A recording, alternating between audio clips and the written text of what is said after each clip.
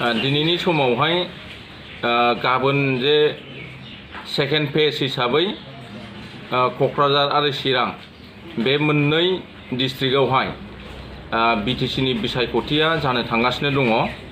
दा बे बिसायख'थि जानो थांगासिनो थानायावहाय जे बिपिएफ दोलोनि माखासे दालालफोरा बा दैदेनगिरिफोरा इउपिपिएल दोलोखौ स्पेसियेलि 8 नं दतमा समस्तिनि थाखाय अपप्रचार खालामगासिनो दङ। बिथांमोनहा प्रमद बर' सारखौहाय बिजेपि दोलोनो दतमा समस्तिखौ फानबाय होननानै गुबुन गुबुन बिजोंनि दारै बा WhatsAppआव मेसेज हरनानै बा फेसबुकआवहाय हगारनानै बिथांमोनहा आरो गावजों गाव मोनसे फेक कल रेकर्डिं खालामनानै दतमा समस्तिखौहाय बिजेपि दोलोनो फानबाय होननानै अपप्रचार खालामबाय थादों। बे अपप्रचार खालामनाया टटेलि आरो नंखाय। जोङो बिथांमोननि बेबादि निकृष्ट राजनितिखौहाय जोङो गोख्रों रावै सोंखारियो। दा फैगासिनो थानाय समफोराव बा गाबोननि जे इलेक्सन जानो गोनां बेवहाय आं गासै जे 8 नं दतमा समस्तिनि सिङाव थानाय रायजो राजाफोरखौ खावलायनो सानो बा बिथांमोननि जे अपप्रचारा टटेलि जे नंखाय आरो जोंनि इउपिपिएल दोलोआ खुनु बेबादि फाननाय बायनायनि राजनिति गेलेया आरो बेबादि जे माने बिथांमोनहा इलेक्सन केम्पेइन स्टार्टिं जानायनिफ्रायनो फाननाय बायनायनि राजनिति खालामबाय थादों। जे फैगासिनो थानाय समफोरावहाय मा मावलांगोन बिनि बिथांमोनहा जेबो एजेन्डा गैया आरो थांनाय समफोराव मा मावनो हाखो बिनि जेबो हिसाब खिथाब गैया। बिथांमोना थांनाय समफोरावहाय गाज्रि मोनसे माने फाननाय बायनायनि राजनिति खालामबोदों आरो माने गुन्दाराज खालामबोदों, दादागिरि खालामबोदों। दा बे हिसाबै बिथांमोनाव मोनसे अयभास दङ जे बिथांमोना जिहेतु गावसोरनो माखासे बेफार खालामनाय बेफार बानिज्यजों जिहेतु लोब्बा दङ, बिनि थाखायनो बिथांमोननि सालाय बिजौआव बा हाग्रामा महिलारिनि सालाय बिजौआवहाय बेफारि खालामनायनि खोथाया ओंखारबाय थायो। दा इउपिपिएल दोलोआवहाय बेबादि बेफार खालामनाय बा फाननाय बायनायनि बा रायजो राजाखौ लानानै फाननाय बायनायनि बेबादि एजेन्डा गैया, बेबादि माने राजनिति गैया। प्रमद बर' सारनि दैदेननायावहाय मोनसे गोजोन मोनसे परिबेस लाबोनानै माने गोजोन खौसेथिनि गेजेरजों गरिब न'खरनि मानसिफोरखौ बोखांनाय आरो जोंनाव बिटिआर ओनसोलखौ मोनसे जौगाखां बिटिआर दाफुंनायासो बिटिआर एकर्डखौ मावफुंनायासो जोंनि थांखि। बे हिसाबै दिनैनि दिनावहाय बिपिएफ दोलोनि जायफोरनाखि दालालफोर, जायफोरनाखि दैदेनगिरिफोर बिथांमोनहा जे अपप्रचार खालामदों बेयो एखेबारे नंखाय। जाहाथे 8 नं दतमा समस्तिनिल' खोथा नङा, बिथांमोनहा गुबुन गुबुन समस्तिफोरावबो बेबादिनो फोसावबाय थादों। माखासे समस्तिफोरखौहाय बिजेपिनो फानबाय होननाया खोब दुखुनांथाव बाथ्रा। जोंहा दिनैहाय सोरनोबा फाननांगौनि खोथा गैया। सारा बिटिसि ओनसोलाव बा बिटिआर ओनसोलावहाय इउपिपिएल दोलोनि थाखाय मोनसे ढौ फैदों आरो बे ढौनि हेंथायैहाय खुनु दोलोआ फेर फाथिनो हानाय दिनैनि समाव गैया। जायनि थाखाय राजनिति खालामनायनि थाखाय खुनु मोनसे बिथांमोनहा एजेन्डा गैयिनि थाखाय बेफोरबायदि गोदाव सोराव खोथा बुंनानै रायजो राजाफोरनि गोसोआवहाय उलुं गुलुं खालामनायनि मोनसे थासारि सोमजिनो थाखाय बिथांमोना सेस्था खालामदों।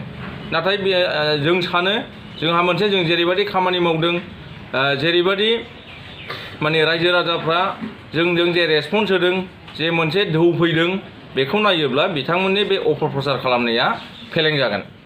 बेजों बिथांमोना इलेक्सन देरहानो हानाय नङा आरो जोंहा इउपिपिएल दोलो हिसाबै जोङो दतमा समस्ति हिसाबै जों 100% जों देरहागोन आरो देरहानानै जोंनि जे बिजाथि ज्यतिरेन्द्र ब्रह्मआ देरहासार जानानै हयथ' बिटिसि खुंथायावहाय फैयोब्ला सासे इएम हिसाबै मोजां बिफाननि इएम हिसाबै दतमा समस्तिखौहाय हाबा मावनो थाखाय खाबु मोनगोन, जों बेखौ जों फोथायो। दा आङो सिगां बेखौ उनाव गिबियावनो आङो थांनाय 7 डिसेम्बरावहाय जे बाक्सा आरो उदालगुरियावहाय फार्स्ट फेजनि थाखाय जाय इलेक्सन जानानै थांदों, बे इलेक्सनावहाय जोंनि जेसेबांखि भटार्सफोर दङ, जाय बिथांमोनहा इउपिपिएल दोलोनो भट होनानै इउपिपिएलखौ देरहासार खालामनायावहाय मदद होदों, बिथांमोनखौ आङो गिबि सिगांग्रो साबायखर जासियो UPPL दोलोनि जानानै बा UPPL दोलोनि इउथ उइंसनि सासे दैदेनगिरि जानानै आङो जाय बिथांमोनहा UPPLनि बिजाथिफोरनो बाक्सा आरो उदालगुरियावहाय ट्रेक्टरनि सबियाव भट होनानै देरहासारनायनि थाखाय खामानि मावदों बा भट होदों बिथांमोनखौ आङो सिगांग्रो साबायखर बावो।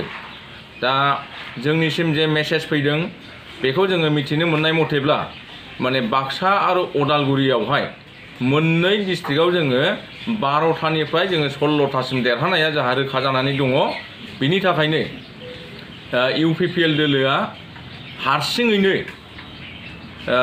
एबसलुट मेजरिटि सरकार दानो थांगासिनो दङ आरो हयथ' निस्सय माने 12 थारिखआवहाय जेब्ला रिजाल्ट ओंखारो अब्ला रायजो राजाफ्रा बयबो मिथिनो मोनगोन जे UPPL दोलोआ खुनु दोलोजों लोगो नाङालासेनो रावजोंबो एलायन्स खालामालासेनो गाव हारसिंनो गभर्नमेन्ट दानो हागोन। दा दिनैनि बे समावहाय बिथांमोनहा दिनैनि बे समावहाय बिथांमोनहा जे उदालगुरि आरो बाक्सा डिस्ट्रिक्टआवहाय जिहेतु फैलार जाबाय देरहानायनि खुनु मोनसे समस्ति देरहानायनि बिथांमोनहा आसा खालामनो हायाखिसै। बेखौ नुनानै समखिखांदों मोनसे गिखांनाय फैदों जायनि थाखाय माने इलेक्सन जोबनायनि सिगांनो बिथांमोनहा इलेक्सननि बे गासै थासारिफोरखौ नोजोर होनानै मोनसे अपप्रचार खालामदों। दा बे अपप्रचार खालामनायावहाय चिरां आरो क'क्राझारावहाय बेबादि अपप्रचारनि गेजेरजों बिथांमोनहा रायजो राजाफोरनि गोसोखौ गुलुं गुजुं खालामनानै मारैबा एफा एनै भट माने बुथुमनो हायो नामा बेखौ सेस्था खालामदों। दा बिथांमोननि बे सेस्था खालामनाया हयथ' माने फैलार जागोन। रायजो राजाया दिनै गासैबो मिथिजोब्बाय BPFनि राजनितिया आराम्भनिफ्राय दिनैसिम 17 बोसोराव जेबादि राजनिति खालामबोदों स्टार्टिंनिफ्रायनो बिथांमोनहा दादागिरिनि राजनिति खालामबोदों, जाख्ल'नायनि राजनिति खालामबोदों आरो बेनिफ्राय फाननाय बायनायनि राजनिति खालामबोदों। आरो बे फाननाय बायनायनि राजनिति खालामनाया बिथांमोननि गोसोआव दासिमबो दङ आरो बिथांमोनहा बे अयभासखौ गारनो हायैनि थाखाय गुबुन दोलोफोरखौबो बिथांमोनहा बेबादिनो खालामो बा बेबादि जाजानो लुबैनायखाय बेबादि बुंदों। दा दतमा समस्तियावहाय 8 नं दतमा समस्तियाव गासै रायजो राजाफ्रा UPPL दोलोनि जे ट्रेक्टरनि सबियावनो भट होनो थाखाय आं खावलायदों आरो जोंना UPPL दोलो हिसाबै दतमा समस्तियाव देरहानाया रोखा। बेवहाय खुनु BJPआ देरहानायनि खुनु माने जोंनि जे दतमा समस्तिनि जे डेम'ग्राफि बे डेम'ग्राफियानो माने BJP दोलोनि देरहानायनि खुनु अंकआ मिलाया। खारन बेवहाय मुस्लिम कमिउनिटिया 8000निबो बारा भटार्स दङ। दा कमप्लिटलि मुस्लिम कमिउनिटिया BJP दोलोनो भट होआ। मोनसे कमिउनिटिखौ बाद होनानै 8000सो माने भटार्सफोर थानाय मोनसे कमिउनिटिखौ बाद होनानै खुनु मोनसे राजनिति जाया। आरो मोनसे खोथा जाहैबाय मा दतमा समस्तियाव बर' भटआ गासै 27000 दङ। बर' रायजो राजाफ्रा नेशनेल पार्टी बा BJP दोलोनो भट होआ। खारन BJPआव जा साफा सानै वार्कारफोर दङ बे वार्कारफोरनि फेमिलिनि भटल' मोनगोन। बेनिफ्राय दिनैनि दिनावहाय बर' अना बर' खुनु बेबादि मोनसे परिबेस गैया। जोंनावहाय UPPL दोलो हिसाबै जोंहा मुस्लिमनि जथेस्थ वार्कार दङ, राजबंशीनि जोंहा जथेस्थ वार्कार दङ, आदिबासनि जोंहा जथेस्थ वार्कार दङ। KPPआ जोंखौहाय समर्थन होदों। चिफ सन्दी बा GCPA बे जोंखौहाय आन्डारस्टेन्डिंआवहाय जोंखौ देरहाहोनो थाखाय सिं खामानि मावबाय थादों। बे हिसाबै दिनैनि दिनावहाय जोङो देरहानाया रोखा। आरोबाव जोंखौ आक्सुनि जायफोर नेताफोर बा आक्सु हिसाबै जोंखौ सहाय खालामदों बाहाय नेपाली भटआ जों बांसिन मोनगोन। राभा भटखौ जोङो सिगांनि समफोराव बारा मोनामोन, एबारावहाय जोङो BPF बा BJPनिफ्राय जों बांसिन मोनगोन। बेवहाय जोंहा सोरनिजोंबा माने भट फाननाय, सोरजोंबा थाखा फैसा लानानै जोङो माबा मोनसे खालामनायनि जोंहा बिदि उद्देश्य गैया। होननायावहाय आङो बेखौनो खावलायनो सानो BPF दोलोआ जेसेबांखि गाज्रि बा माबा मोनसे BJPनो फानदों होननानै फोसावा माने रायजो राजाफ्रा रावबो जाहाथे गोनो गोथो जायालासेनो UPPL दोलोनि ट्रेक्टरनि सुबिदायाव भट होनानै जोंनि UPPL-नि बिजाथि ज्योतिरेन्द्र ब्रह्म सारखौ जाहाथे देरहानायाव मदद खालामो बेनि थाखाय बयखौबो खावलायनाय जादों आरो आं आसा खालामदों जोंनि साफ्रोम वार्कारफ्रा साफ्रोम भटार्सफ्रा खुनु गोनो गोथो गैयालासेनो आरोबाव जे साफा सानै नांगालनि गोनो गोथो मानसिफोरखौ बा BJP-नि गोनो गोथो मानसिफोरखौ बा GSP गोनो गोथो जानाय जे भटार्सफोरखौहाय बे दिनै बा गाबोननि गेजेरावहाय कनभिन्स खालामनानै जोंनि लाबोनो हागोन आरो निश्चय बिथांमोनहा बुजिनानै जोंनि UPPL दोलोनि जे ट्रेक्टरनि सुबिदायाव भट होनानै जोंनि कैंडिडेट ज्योतिरेन्द्र ब्रह्मखौ देरहासार खालामगोन आरो प्रमद बर' सारनि आखाइखौ मजबुत खालामगोन होननानै आं आसा खालामो। गाबोन जे क'क्राझार आरो चिराङाव BTC-नि जे बिसायख'थिया सेकेन्ड फेज हिसाबै जानो गोनां दङ बा जागोन बेवहाय जोंनि साफ्रोम रायजो राजाफ्रा जोंनि जे भटार्सफ्रा जाहाथे BPF दोलोनि बा BJP दोलोनि माखासे गाज्रि जे बांसावनाय बेफोरनिफ्राय जाहाथे सांग्रां जायो हयथ' बिथांमोनहा राजनिति खालामनायनि इलेक्शन गेलेनानै देरहानायनि खुनु मोनसे सिमां गैया आरो बिथांमोनहा खुनु मोनसे फैगौ समफोराव जेरैबायदि एजेन्डा लानानै खामानि मावगोन बिनि सायावहाय रायजो राजाफ्रा खुनु मोनसे फोथायनाय गैलिया जायनि थाखाय बिथांमोनहा दिनैनि दिनाव थाखा फैसा राननो थाखाय सेस्था खालामदों भट बायनो थाखाय सेस्था खालामदों दा बिनि थाखायनो BJP दोलो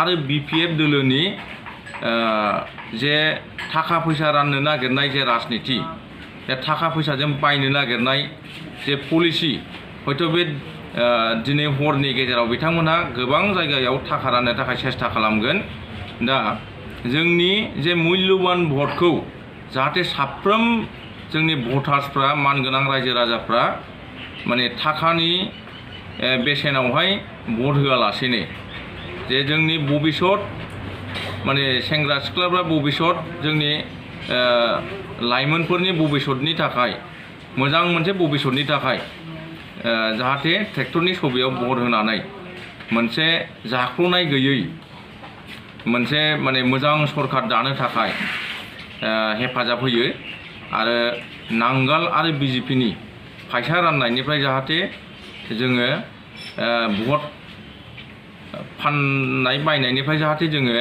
माने सांग्रां थायो बेखौ खावलायदों जाहाथे जोङो खुनु जोंनि भटआ मुल्यबान भटखौ जोङो फानालासेनो मोजां बिजाथिनो जों भट होनानै जोङो मोजां सरकार दानायाव जाहाथे बयबो मदद होयो।